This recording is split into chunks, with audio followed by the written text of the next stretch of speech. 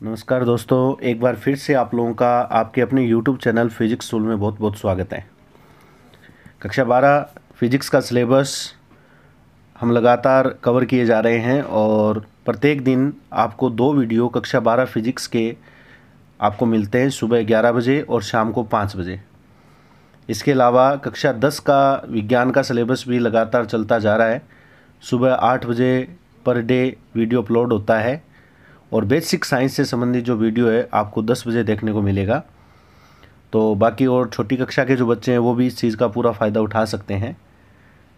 और कुछ बच्चों ने पूछा था सर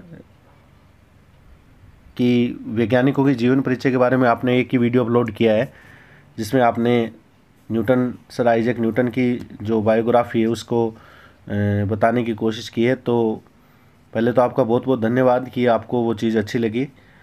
हम पूरी कोशिश करेंगे, क्योंकि थोड़ा एडिटिंग वगैरह में समय ज़्यादा लगता है, इसलिए हम वो चीज़ जल्दी अपलोड नहीं कर पाते। और फिर इसके अलावा जो सोर्स होते हैं वैज्ञानिकों के जीवन परिचय के बारे में, उनमें बातें हमें ढूंढनी पड़ती है, इसलिए टाइम ज़्यादा लगता है। तो हम कोशिश करेंगे कि संडे को हम आप लोग उनके संबंध में कुछ वीडियो आपके सामने रख सकें। और पूरा मेरा ये प्रयास रहेगा कि आपको ज़्यादा से ज़्यादा वीडियो उपलब्ध करवाएं, ताकि प्रत्येक सब्जेक्ट से संबंध में और इस चीज़ का आपको बेनिफिट हो।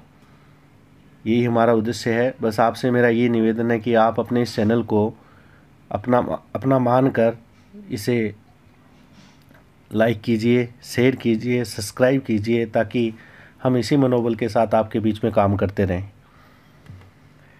चलिए आज हम आगे बढ़ते हैं और शुरुआत करते हैं हम आज के इस वीडियो की। कल के लास्ट वीडियो में मैं बता देना चाहूँगा, पार्ट 6 में हम लोगों ने ओम के नियम के बारे में पढ़ा था, ठीक है। उससे पहले ये चैप्टर लगातार चलता रहा और अच्छे अच्छे पॉइंट आए हैं इस चैप्टर के अंदर। अपवन वेग, धारा, अपवन वेग का धारा के साथ संबंध, और उसके बाद ओम का नियम, ओम के नियम में भी बहुत अच्छी अच्छी बातें हमने पढ़ी।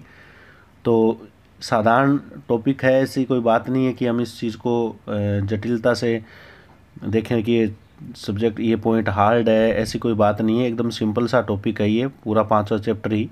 तो बहुत ही आसान होने के कारण आपको आसानी से बोर्ड एग्ज़ाम में इसमें से नंबर मिल जाते हैं। तो आप इन पर थोड़ी सी देखिए बच्चों, कुछ है कि चैप्टर हैं जिन पर आपको थोड़ी सी लगन करनी होगी, क्योंकि इन चैप्टरों के मैं तो ये मानता हूँ बिल्कुल फ्री नंबर हैं। क्योंकि ये चैप्टर अगर आपने अच्छी तरीके से क्लियर कर लिए तो बोर्ड एग्ज़ाम में इनके सॉलिड नंबर हैं, वो आप आराम से हासिल कर सकते हो। ऐसा ही चैप्टर 5वां है। तो उस चैप्टर को आगे बढ़ाते हैं। तो इस चैप्टर में हम लोगों ने आज पढ़ना है ओम के नियम की व्युत्पत्ति, यानी ओम का नियम जो है वो किस प्रकार व्युत्पन्न होता है, इसका प्रूफ अपने को पढ़ना है। अगर आपको याद है तो मैंने लास्ट वीडियो में आपको एक बात बताई थी, जैसे मैं आपके सामने नोट्स पेपर रख पा रहा हूँ लास्ट वीडियो का, उसमें आप ध्यान देना। ये 5वें वीडियो का पार्ट 5 है, ये पार्ट 6 है। पार्ट 6 का ये नोट्स पेपर है, जिसमें हमने ओम का नियम पढ़ा था, इसका स्टेटमेंट हमने ये पढ़ा था। और इस स्टेटमेंट में मैंने यहाँ पर साइड में कुछ बातें बताई थी आपको, क्योंकि ओम का नियम ये कह रहा था कि विभवांतर है वो चालक के सिरों के मध्य जो विभवांतर है वो उसमें बहने वाली धारा के समानुपाती होगा।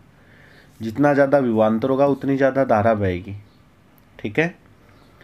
फिर मैंने यहाँ पर ये कुछ बातें आपको बताई थी अपवन वेग और धारा के बीच में संबंध को लेकर, और मैंने ये बताया था कि ये जो धारा है ये अपवन वेग के समानुपाती होती है, और अपवन वेग है वो वोल्टेज पे डिपेंड करता है, ठीक है। अपवन वेग, इलेक्ट्रॉनों का अपवन वेग वोल्टेज पे डिपेंड करेगा, और धारा अपवन वेग पे डिपेंड करती है। तो हम स्पष्ट सी बात है कि धारा और वोल्टेज में निश्चित संबंध हो गया। इन दोनों को अगर हम देखें तो धारा और वोल्टेज में भी रिलेशन हो गया। तो इसी के अनुसार हमने ये ओम का नियम पढ़ा था। अब आज हम इसको प्रूफ करते हैं। तो प्रूफ करने के लिए हमारे पास सिर्फ एक ही रास्ता है, वो रास्ता है अपवन वेग और धारा के बीच में संबंध का, ठीक है। और वो संबंध हम जानते हैं। क्या था वो संबंध, मैं यहाँ लिखता हूँ, हम जानते हैं क्या कि आई बराबर N A E V D होता है। ये चीज़ हम पढ़ चुके हैं, इसी को मैं आगे बढ़ा रहा हूँ। ओम का नियम प्रूव करेंगे तो इसी चीज़ से हमें ओम का नियम मिल जाएगा। ठीक है, देखिए बच्चों, आपने एक चीज़ पढ़ी थी, ध्यान देना, बहुत ही सिंपल सा टॉपिक है ये, इसमें बहुत अच्छे अच्छे फॉर्मूले बनेंगे, वो चीज़ भी आपको ध्यान रखना। देखो, आपको पता है कि धारा घनत्व एक शब्द होता है जिसको हमने जे से दर्शाया था। धारा घनत्व एक शब्द होता है जे, जिसका मान होता है आई अपॉन ए। होता है कि नहीं होता? अगर आप लोग इस इक्वेशन पर ध्यान दें, आई आपके पास है, ए आपके पास है, अगर आई में ए का भाग लगा दूं तो धारा घनत्व आ जाएगा। तो मैं ऐसा लिख सकता हूँ, जे बराबर आई अपॉन ए बराबर क्या आ जाएगा, एन ई वी डी। सही है, एन ई वी डी। समझ में आ रही बात मेरी? ये धारा घनत्व की बात आ गई। अब देखो, यहाँ एक चीज़ आपको समझ में आ रही है, अपवन वेग। जो सूत्र आपने पढ़े बस वो लिखते जाओ, इसमें वैल्यू रखते जाओ, इसको सोल्व करते जाओ, आपको रिजल्ट मिल जाएगा। ठीक है, तो अपवन वेग के बारे में क्या पढ़ा है हमने, बताओ। इसको मैं इक्वेशन देना चाहूँ तो इक्वेशन दे दो, इसको 1 नंबर इक्वेशन दे दो, इसको 2 नंबर इक्वेशन दे दो, और आप यहाँ लिखो कि हम जानते हैं कि अपवहन वेग का सूत्र पढ़ा है हमने, वी डी बराबर क्या पढ़ा था बताओ, ई टो अपॉन एम और कैपिटल ई। ये जो भी फॉर्मूले आते हैं साथ साथ दोहराया करो ताकि याद हो जाए। ठीक है, सूत्र याद होना ज़रूरी है। अगर ये अपवन वेग का मान मैं अगर समीकरण 2 में रखूँ, इसलिए समीकरण 2 से जे बराबर आ जाएगा एन ई टो एम गुणा कैपिटल ई। सही है, ये मैंने मान रख दिया। जब इसको सोल्व करोगे तो ये चीज़ आती है N E square tau M into capital E. ठीक है, अब देखो यहाँ एक छोटा सा फॉर्मूला बन गया ये धारा घनत्व का एक प्रकार से। अगर आप इस सूत्र पर ध्यान दे रहे हो तो आपको यहाँ कुछ दिखाई दे रहा होगा कि कुछ एक वैल्यू ऐसी हैं जो परमानेंटली कांस्टेंट हैं। ठीक है, जैसे बात करूँ मैं ई और एम की, ई इलेक्ट्रॉन का आवेश है, एम द्रव्यमान है। समझ में आ रही बात मेरी? मैं ई और एम को कांस्टेंट मान के चलूँ तो होता ही है, तो ये तो परमानेंट कांस्टेंट होता है। अब एन और टो की बात कर लेते हैं। अब एन और टो की बात करें, एन क्या चीज़ होती है अगर आपको याद है, एकांक आयतन में इलेक्ट्रॉनों की संख्या होती है। अपन वेग निकाला था तो एन एकांक आयतन में इलेक्ट्रॉनों की संख्या ली थी, और टो समय होता है, विश्रांति काल होता है, औसत समय। इलेक्ट्रॉन एक सिरे से दूसरे सिरे तक आते हैं तो लगातार जितना औसत समय लेते हैं ना वो, ठीक है, अपन वेग से जब वो चलते हैं तो उस समय टो बताया था हमने। अब अगर मैं यहाँ एक बात करूँ कि किसी भी चालक के लिए अगर मैं चर्चा करूँ, किसी चालक की बात करूँ, किसी चालक विशेष के लिए, क्योंकि धारा तो चालक में ही बहेगी। ठीक है, चालक विशेष की बात करूँ तो एन और टो, एन व टो इसके अभिलाक्षणिक है।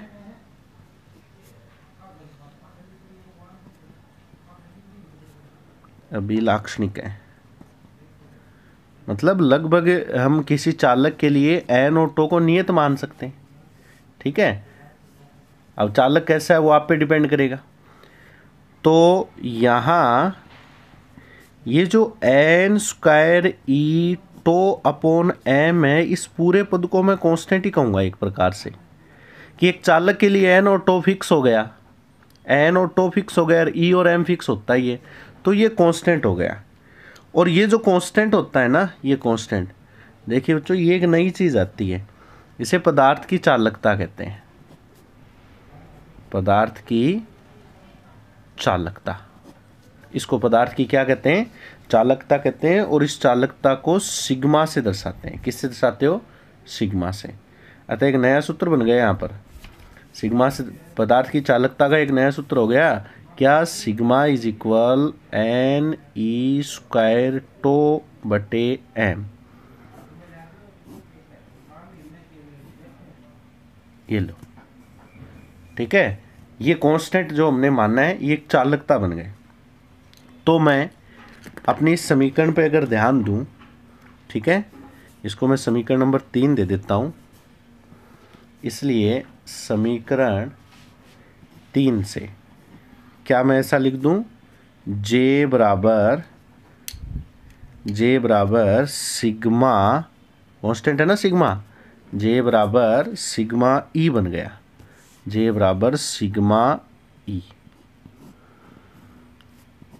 ये रूप बन गया। देखो ध्यान देना थोड़ा सा, क्योंकि बड़ी आराम से हम ये टॉपिक लेके चल रहे हैं, क्योंकि इसके पीछे कारण ये है, क्योंकि ये चीज़ें हम बार बार पढ़ रहे हैं और ये जो सूत्र हम लिख के चल रहे हैं ये लगातार आप लोगों को बहुत बार ये सामने देखने मिलेंगे कि इन सूत्र पर बहुत बार कई क्वेश्चन भी बनते हैं, छोटे मोटे तर्क आधारित क्वेश्चन भी बन जाते हैं।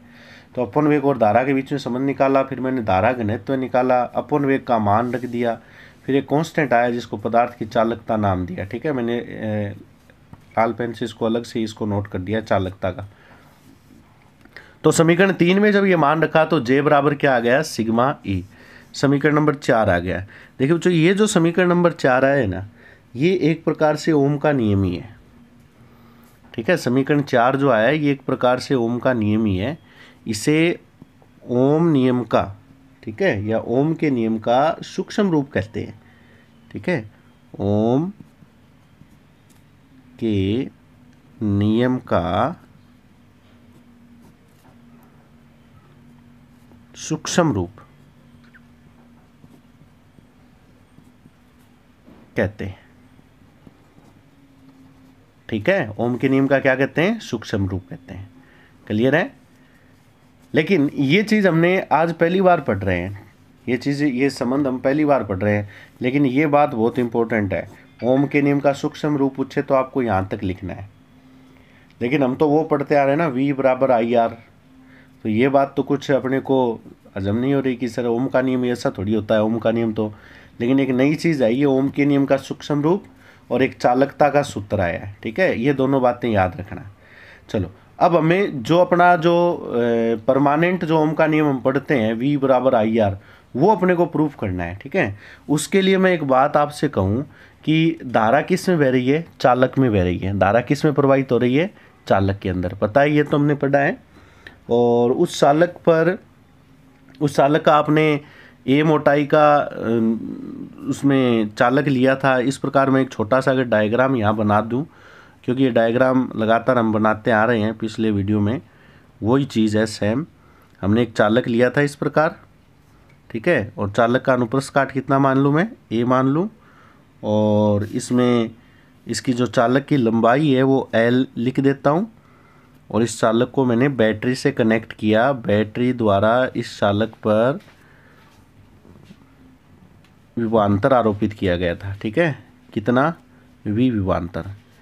इसके कारण यहाँ इसमें विद्युत क्षेत्र उत्पन्न हुआ था, धनावेश से ऋणावेश, और इस विद्युत क्षेत्र के कारण जो इसके इलेक्ट्रॉन हैं वो विपरीत दिशा में गति कर रहे थे। क्यों, ये बात पढ़ी है ना हमने, इस प्रकार इसके इलेक्ट्रॉन गति करते हैं विपरीत दिशा में। तो इसमें जो धारा है वो इलेक्ट्रॉनों के विपरीत दिशा में धारा बहती है, यानी धनावेश से ऋणावेश की ओर, ठीक है। और मैंने यहाँ पर ये नोट भी कर दिया है कि L लंबाई और A अनुप्रस्थ काट का ये चालक है जिसके सिरों के मध्य V विभवांतर आरोपित किया गया है। इलेक्ट्रॉन गति करेंगे और धारा प्रवाहित होगी, तो यहाँ विद्युत क्षेत्र उत्पन्न होगा। देखो मेरे को विद्युत क्षेत्र चाहिए, चाहिए कि नहीं चाहिए, विद्युत क्षेत्र चाहिए। अब देखो हम इसको हल करते आ रहे हैं, तो लास्ट में आकर हम समीकरण 4 तक रुक गए। अब आगे जो भी काम होगा वो इसी समीकरण से होगा, और आपको मैं तरीका बता देता हूँ कि अपने को वो रूप लाना है V बराबर आई आर, V बराबर आई आर रूप लाना है। तो क्लियर सी बात है कि इसमें जो J सिग्मा E है इनको हटाना पड़ेगा और इनकी जगह V और आई आर ऐसे पद लेके आने पड़ेंगे अपने को। इसलिए J बराबर तो I अपॉन A होता है, हम ऊपर पढ़ के आए हैं अभी। E विद्युत क्षेत्र है, तो चालक पर मैंने V वोल्ट लगाया है, L लंबाई का चालक है, तो विद्युत क्षेत्र कितना हो जाएगा, E बराबर V अपॉन L। मैंने नोट कर दिया यहाँ पर पहले ही, E बराबर V अपॉन L, ठीक है। और धारा घनत्व का सूत्र क्या होता है, J बराबर I अपॉन A, ठीक है। मैंने इन दोनों को समीकरण नंबर 5 दे दिया। समझ में आ रही क्या बात मेरी आपको, ठीक है। समीकरण नंबर 5 दे दिया इन दोनों को, और ये दोनों मान जो है समीकरण 5 के वो समीकरण 4 में रखने वाला हूँ यहाँ पर, ठीक है। समीकरण 5 से मान समीकरण 4 में रखने पर जैसे ही मैं मान रखूँगा तो क्या चीज़ आएगी, समीकरण 4 क्या थी, J बराबर सिग्मा A, क्यों, तो J की जगह रख दिया I अपॉन A, सिग्मा की जगह सिग्मा पड़ा है, और विद्युत क्षेत्र E की जगह रख दिया V upon L।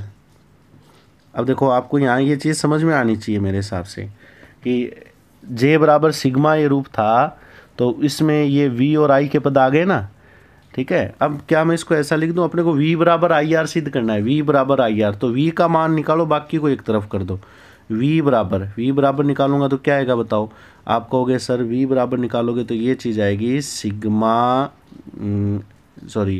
L I, ये इधर गुणा हो जाएगा L I सिग्मा A, ये टर्म्स आ जाएगी आपके पास,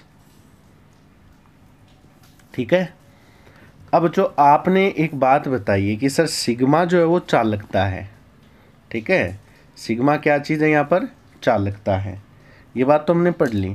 अब क्या ये 1 अपॉन सिग्मा नज़र आ रहा है ना, तो 1 अपॉन सिग्मा यानी 1/, चालकता, ध्यान देना एक नई चीज़ आ रही है, 1/, चालकता को प्रतिरोधकता कहते हैं, ठीक है। चालकता का जो व्युत्क्रम होता है, चालकता का व्युत्क्रम प्रतिरोधकता कहलाती है। समझ में आ रही बात मेरी, चालकता का व्युत्क्रम क्या कहलाती है, प्रतिरोधकता कहलाती है, जिसे रो से दर्शाते हैं, ठीक है। इनकी परिभाषा मैं आगे नोट भी करवाऊंगा आपको आगे चलकर। तो क्या ये रो बन रहा है, तो मैं इसको ऐसा लिख सकता हूँ इस इक्वेशन को कि V बराबर रो L अपॉन A इंटू आई, यानी इसके पूरे डेरिवेशन में छोटे छोटे फॉर्मूले निकल रहे हैं। ऐसा लिख सकते हैं हम इसको, 1 अपॉन सिग्मा की जगह क्या लिख दिया, रो लिख दिया, चालकता का व्युत्क्रम प्रतिरोधकता होता है, तो ये बन गया रो L अपॉन A इंटू आई। अब देखो ये जो रो L अपॉन A चीज़ आई है ना, रो L अपॉन A, ठीक है, रो L अपॉन A ये कांस्टेंट है। L लंबाई हमने फिक्स मानी है, A अनुप्रस्थ काट का क्षेत्रफल हमने अगर नियत माना है हमारे चालक के लिए, और रो प्रतिरोधकता ये भी एक पदार्थ के, कोई भी पदार्थ है उसका अभिलाक्षणिक है, मतलब एक परमानेंट मान होना है, जो भी होगा फिक्स होगा, ठीक है। तांबे के लिए, लोहे के लिए, एल्यूमिनियम के लिए, जो भी धातु है उसके लिए फिक्स होना ही। तो ये सारे मान कांस्टेंट है एक प्रकार से, यानी ये सारे मान कांस्टेंट हैं, ठीक है। ये नियतांक है और इस नियतांक को R माना जाता है, क्या माना जाता है, R। और ये नियतांक R क्या कहलाता है, विद्युत प्रतिरोध कहलाता है। R क्या कहलाता है, विद्युत प्रतिरोध। अब इस R की जगह मैं मान रख दूं, ये मान रख दूं तो ये आ जाएगा V बराबर RI। समझ में आ रही बात मेरी, V बराबर क्या आ गया, RI, इसकी जगह मान रख दिया मैंने, यही ओम का नियम है। अब देखो इसमें बहुत सारे ऐसे सूत्र आए हैं जो काफ़ी कुछ यहाँ से सिद्ध करते हैं ये बातें, और ये जो प्रतिरोध वाली बात है ये तो हम कक्षा 10 में भी पढ़ के आते हैं, R बराबर रो L अपॉन A, तो ये यहाँ से ऐसे आता है, ये R बराबर रो L अपॉन A इस प्रकार होता है, और सिग्मा के बारे में आया, ठीक है। तो इस प्रकार आप ओम के नियम को प्रूव कर सकते हो। उम्मीद करूँगा कि आपको ये चीज़ें समझ में आ रही हैं। चलो मैं एक काम करता हूँ, मैं नोट लगाकर आप लोगों को एक बार यहाँ जो मेन जो सूत्र आए हैं उनको दोबारा मैं एक बार नोट करता हूँ, ठीक है।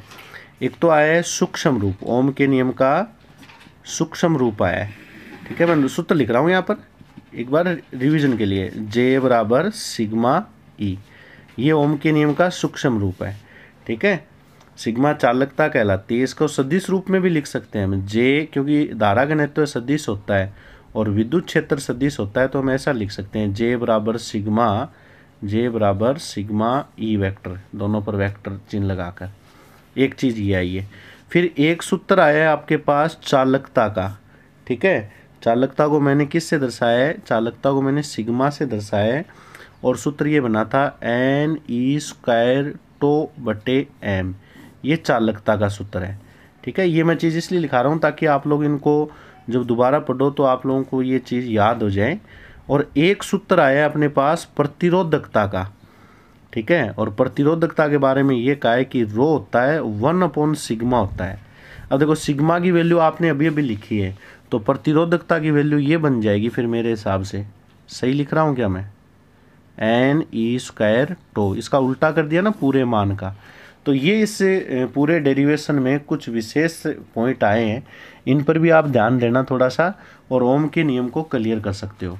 ठीक है, तो इस वीडियो में हमने ओम के नियम के बारे में पढ़ा, ओम के नियम को प्रूफ किया और इससे संबंधित जो भी विशेष सूत्र बने उनके बारे में हमने यहाँ पर आपके सामने नोट में लिख दिया ये सूत्र। तो इस चीज़ को आपको अच्छी तरीके से तैयार करना है। अब देखो ओम के नियम के संबंध में मैं एक दो बातें और भी आपको बता देना चाहूँगा, क्योंकि इसके बाद हम एक नए टॉपिक पे बढ़ेंगे। ठीक है, देखो आपने एक चीज़ देखी थी कल कि ओम के नियम की सबसे बड़ी विशेषता यही थी कि V समानुपाती I ये जो संबंध है इसकी पालना होनी चाहिए, ये बात मैंने बताई भी थी। ठीक है, यानी ओम का नियम लगभग मैंने ये कहा था कि लगभग ऐसी डिवाइस पर ही लागू होगा जिनमें ये संबंध स्थापित होता है, और लगभग ऐसी बहुत सारी ऐसी डिवाइस बाकी और रह जाती है जिसमें V समानुपाती I का ये जो संबंध है ये पूर्ण रूप से लागू नहीं होता। ठीक है, पूर्ण रूप से लागू नहीं होता, उस वजह से हम ये कहेंगे कि ओम का नियम है, हम जैसा सोच रहे हैं इस प्रकार उतना व्यापक नहीं है। क्योंकि ये तो वो बात हो गई कि जिन युक्तियों में या जिन डिवाइस में V समानुपाती I का संबंध लागू होता है वो तो ओम के नियम की पालना करती है। ठीक है, यानी ये जो नियम है ना V समानुपाती I अगर लागू होता है, और लागू होने का पता कैसे चलेगा? आपको ग्राफ बनाना पड़ेगा। ठीक है, V समानुपाती I नियम लागू होता है, ग्राफ बनाओ। ग्राफ कैसे बनाओगे? एक तरफ वोल्टेज लोगे, एक तरफ धारा लोगे, और अगर धारा और वोल्टेज के बीच में ये ग्राफ बिल्कुल सीधी रेखा प्राप्त होती है तो उन डिवाइस को मैं ओमीय युक्ति कहूँगा। ये चीज़ याद रखना आप लोग। कोई भी डिवाइस हो, कोई भी इलेक्ट्रॉनिक डिवाइस हो, अगर उस डिवाइस में वोल्टेज और धारा के बीच में ये संबंध लागू हो रहा है लगातार, ठीक है, कोई भी पदार्थ, कोई भी युक्ति और विभवांतर और धारा के बीच में ये जो ग्राफ है ये मूल बिंदु से गुजरती हुई अगर सीधी रेखा प्राप्त हो रही है तो उन्हें ओमीय युक्ति कहेंगे। ओमीय युक्ति कह दो या ओमीय पदार्थ कह दो। ठीक है, अगर कोई पदार्थ है तो ओमीय पदार्थ कह देंगे और युक्ति है तो ओमीय युक्ति कहलाएगी। ठीक है, इसके अलावा अब इसका जस्ट उल्टा अगर हम सोचें तो कुछ ऐसे पदार्थ भी होंगे जिन्हें मैं अनओमीय युक्ति कहूँगा। अनओमीय युक्तियाँ या पदार्थ कह दो। ठीक है, अनओमीय युक्तियाँ या पदार्थ कह दो। तो नाम से जाहिर हो रही है ये बात कि ये ऐसे पदार्थ होंगे जिनमें V समानुपाती I नियम लागू नहीं होता। V समानुपाती I नियम लागू नहीं होगा। समझ में आ रही बात मेरी? यानी दूसरे रूप में ये कहें तो धारा और वोल्टेज में ये जो ग्राफ है ये सीधी रेखा प्राप्त नहीं होगी, ऐसी युक्ति को अनओमीय युक्ति कहेंगे। यानी वोल्टेज और धारा के बीच में ये जो अनुपातिक जो ये संबंध है ये पूर्ण रूप से लागू नहीं होगा। तो कई बार ऐसे क्वेश्चन आते हैं परीक्षा में, छोटे प्रश्न है और आसान से क्वेश्चन है। तो ओमीय युक्ति पूछे तो आप ये कहना कि जिसमें V समानुपाती I नियम लागू होता है या ओम का नियम या ओम के नियम की पालना होती है, ऐसे कह दो। ओम नियम की पालना होती है वो ओमीय युक्ति कहलाती है। ठीक है, और पालना होगी तो साफ सी बात है वोल्टेज और धारा के बीच में ग्राफ सीधी रेखा प्राप्त होगी। और अनओमी युक्ति में ओम नियम की पालना नहीं होगी, ओम नियम की पालना नहीं होगी। ठीक है, और इसका पता कैसे चलेगा? वोल्टेज और धारा के बीच में ग्राफ बनाओगे, ऐसी कई डिवाइस आएगी, आपके सिलेबस में भी आएगी। आप ग्राफ बनाओ, ग्राफ सीधी रेखा प्राप्त नहीं होगी, इसका मतलब वो अनोमी युक्ति हैं। जैसे मैं इसके कुछ एग्जाम्पल लूँगा, ठीक है, उन एग्जाम्पल में मैं चर्चा करूँगा। सबसे पहले जैसे एक बहुत ही इम्पोर्टेंट एग्जाम्पल है जिसके बारे में हम 16वें चैप्टर में पढ़ेंगे, अर्धचालक डायोड। ठीक है, अर्धचालक डायोड।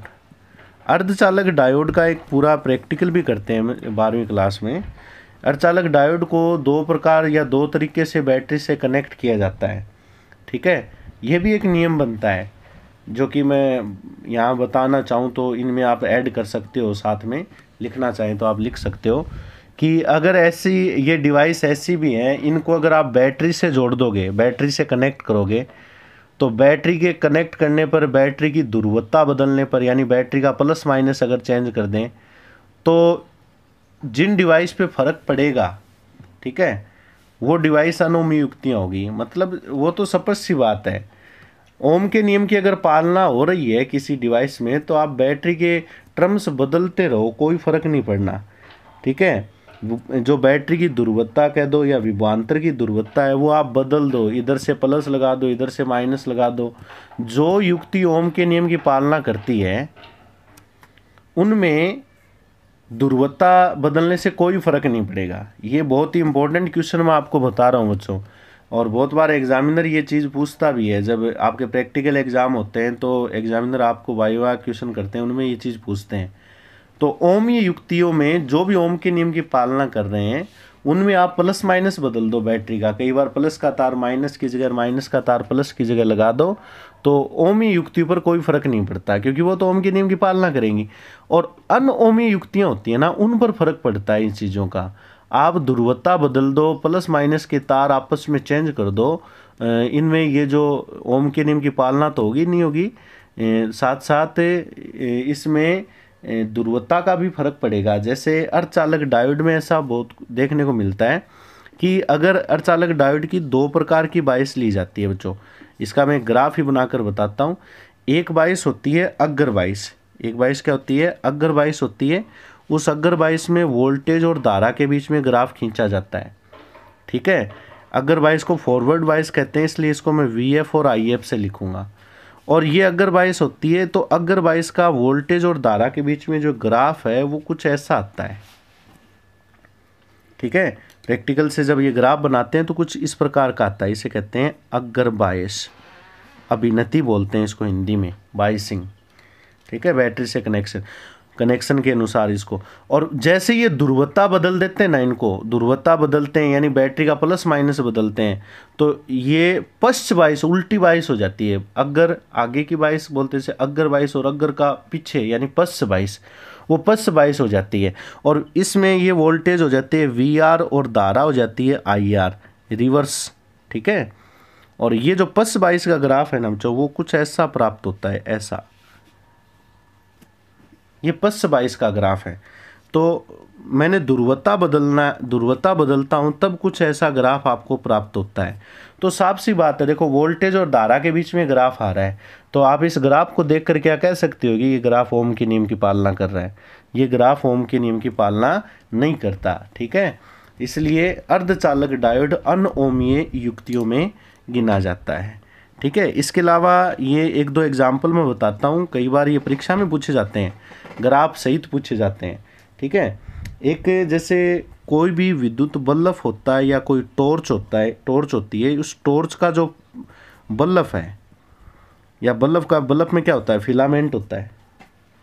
ठीक है, तो बल्ब के फिलामेंट में भी वोल्टेज और धारा के नियम की, ओम के नियम की पालना नहीं होती। बल्ब का जो फिलामेंट होता है, तंतु जो होता है बल्ब का, उसमें भी ये ओम के नियम की पालना नहीं होती। इसके पीछे क्या कारण है? कारण यही है कि धारा प्रवाहित करोगे, एक तरफ मैंने वोल्टेज ले ली, एक तरफ मैंने धारा ले ली। ठीक है। और ये ग्राफ कुछ ऐसा आता है, ये ग्राफ आपको याद रखने पड़ेंगे, ठीक है। ये टॉर्च या बल्ब, टॉर्च का बल्ब कह दो या बल्ब के फिलामेंट का ग्राफ कह दो। इसमें क्या होता है, फिलामेंट मतलब तंतु होता है, ठीक है। टॉर्च के बल्ब का फिलामेंट, उसमें वो जब जैसे ही धारा प्रवाहित करते हैं ना, तो धारा प्रवाहित करने से फिलामेंट गर्म हो जाता है, ठीक है। और धारा के मान में वृद्धि होने से ये तंतु गर्म हो जाता है, और गर्म होने से इसका जो प्रतिरोध है वो बढ़ने लगता है, प्रतिरोध बढ़ने लग जाता है गर्म होने से। ये चीज़ आगे आएंगी तो मैं आपको बताऊंगा कि प्रतिरोध कांस्टेंट होता है, लेकिन प्रतिरोध ताप से बदल सकता है, प्रतिरोध ताप से बदल सकता है। प्रतिरोध हमने लिया था ना आर, आर कांस्टेंट ही मानते हैं हम, लेकिन प्रतिरोध का असर, प्रतिरोध का जो मान है वो ताप से प्रभावित होता है। तो फिलामेंट में कुछ ऐसा ही देखने को मिलता है, फिलामेंट गर्म होने से उसका प्रतिरोध चेंज हो जाता है, ठीक है। प्रतिरोध बदलने से, अब प्रतिरोध क्या चीज़ होती है, वोल्टेज और धारा का जो वक्र होता है उसकी ढाल होती है प्रतिरोध, ठीक है। अब ढाल बदल गई, इसका मतलब ढाल क्या होती है, टेन थीटा। तो ढाल चेंज होना, ढाल को ही प्रतिरोध कहते हैं, और ढाल चेंज होना, प्रतिरोध चेंज होना मतलब थीटा चेंज होना। इसलिए ग्राफ का जो ये आकार है ये चेंज हो जाता है, यानी ग्राफ कुछ इस प्रकार वक्राकार हो जाता है और ओम के नियम की पालना नहीं होती, ठीक है। इसी प्रकार कुछ और भी बहुत सारे ऐसे एग्जाम्पल हैं, ठीक है। जैसे ट्रांजिस्टर का भी आप एग्जाम्पल ले सकते हो। इसमें ट्रांजिस्टर क्या होता है, डायोड होते हैं, दो डायोड से मिलकर ट्रांजिस्टर बनता है। तो 16वें चैप्टर में ट्रांजिस्टर का भी आप एग्जाम्पल ले सकते हो, उसके भी अच्छे अच्छे वक्र है, वो बड़े बड़े ग्राफ बनते हैं उसके भी, तो वो भी इसमें आप एग्जाम्पल में लिख सकते हो। डायोड से ही ट्रांजिस्टर बनते हैं, तो डायोड हो गया, ट्रांजिस्टर हो गया, बल्ब हो गया। ट्रांजिस्टर वाले ग्राफ आप 16वें चैप्टर में देख लेना, मैं बता दूंगा, काफ़ी बड़े ग्राफ बनते हैं इसलिए मैं यहाँ नहीं बना रहा। एक छोटा सा ग्राफ और समझा देता हूँ, विद्युत अपघटनी दर है, विद्युत अपघटनी जो द्रव होते हैं वो भी ओम के नियम की पालना नहीं करते। और इन सब में ये एग्जाम्पल हैं, इन सब में जो वोल्टेज और धारा के बीच में जो ग्राफ है वो मूल बिंदु से गुजरती हुई सीधी रेखा प्राप्त नहीं होती, बल्कि कुछ इस प्रकार अलग अलग प्रकार के ग्राफ प्राप्त होते हैं जैसा कि आप देख रहे हो। और ये सारे अनओमीय युक्तियाँ होंगी, ये सारी अनोमी युक्तियाँ कहलाएंगी, ठीक है। तो इस प्रकार परीक्षा के अंदर अगर आपसे कोई एग्जाम्पल पूछें, ठीक है, ओमी युक्ति के बारे में पूछे, तो आप ये कह देना वो सारी डिवाइस ओमी युक्तियाँ होगी, वो सारे उपकरण, वो सारे पदार्थ ओमीय पदार्थ होंगे जो ओम के नियम की पालना करेंगे, और जो ओम के नियम की पालना नहीं करेंगे वो अनोमीय कहलाएंगे, ठीक है।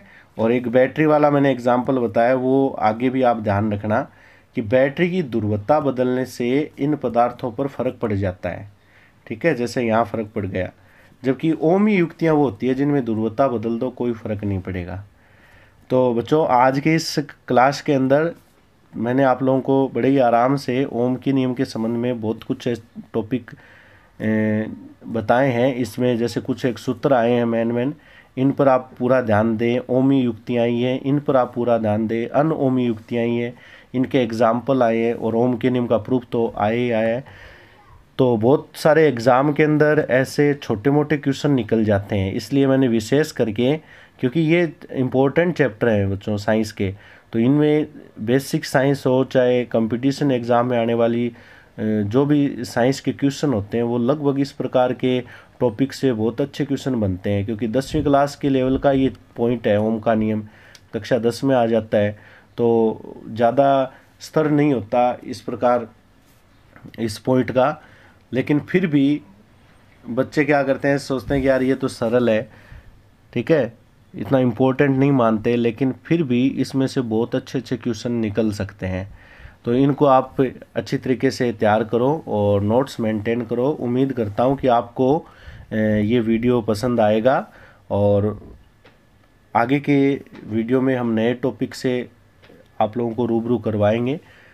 तब तक आप वीडियो देखें, पूरा देखें, किसी प्रकार का आलस मत करें, क्योंकि इसमें आपका ही भला है मेरे हिसाब से, मैं इस बात को मानता हूँ। तो वीडियो देखें, आपको करना क्या है, घर पे रहिए और जब भी मन करे पढ़ाई करने का, पढ़ाई करते रहो, वीडियो नोट्स बनाते रहो, ठीक है, वीडियो देखकर नोट्स बनाओ, क्योंकि बच्चों हम ये मेहनत कर रहे हैं, ये आपके लिए कर रहे हैं। ठीक है, बाकायदा ये नोट्स पेपर है, इन पर हम नोट्स क्रिएट कर रहे हैं। ठीक है, वो आप लोगों के लिए कर रहे हैं। तो आपसे मेरा यही अनुरोध है। ठीक है, और इन नोट्स पेपर पे क्लास लगाने के पीछे भी यही हमारा उद्देश्य है। ठीक है, बोर्ड पे क्लास लगती है, हमें पता है, बोर्ड की व्यवस्था भी हम कर रहे हैं कोशिश, लेकिन नोट्स पेपर की हम ये इस प्रकार ये यूज़ में ले रहे हैं ताकि आप लोग जब नोट्स तैयार करो तो उस दौरान आपको ये चीज़ें पता चल जाए कि मेरे को कहाँ कैसे क्या लिखना है, किस प्रकार लिखना है, और ये तरीका भी आपके समझ में आए। साथ साथ ये जो नोट्स पेपर तैयार हो रहे हैं इनकी भी पीडीएफ उपलब्ध हो सके आप लोगों को। तो बोर्ड पे किया हुआ काम होता है, उसकी पीडीएफ नहीं बना सकते हम। ठीक है, इसलिए हम कोशिश यही कर रहे हैं कि ये नोट्स पेपर हैं ये किसी और के भी काम आ जाए। और आपसे मेरा यही अनुरोध है कि ज़्यादा से ज़्यादा चैनल को शेयर कीजिए, सब्सक्राइब कीजिए, ताकि अपना ये चैनल पूर्ण रूप से सक्सेस हो। तब तक के लिए धन्यवाद। घर पे रहिए, सुरक्षित रहिए। जय हिंद, जय भारत।